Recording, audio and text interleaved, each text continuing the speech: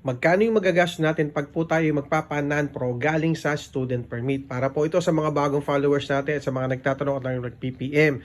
Okay, so kung meron ko ng student permit, pwede na po tayong kumuha ng PDC na nagkakahalaga po to ng 1,500 pesos para po ito sa motorsiklo lamang. Okay? So, PDC, 1 day po na seminar yan. And then, pag meron na po kayo niyan, pwede na po kayong pumunta sa LTO at mag-apply po tayo ng non-professional driver's license. Babayad tayo sa LTO ng 685 pesos para po sa non-professional driver's license, 250 po para sa test drive, 100 pesos po para sa exam. Ngayon, kung valid pa po yung inyong medical, ay magagamit pa po niyan.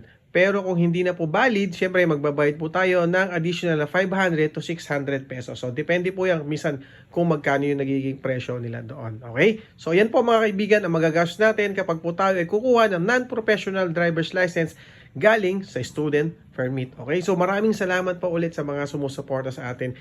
And ingat po tayo palagi. Sa mga nag-PPM, maraming salamat din po. Thank you. Sana nakatulong po ang video na to.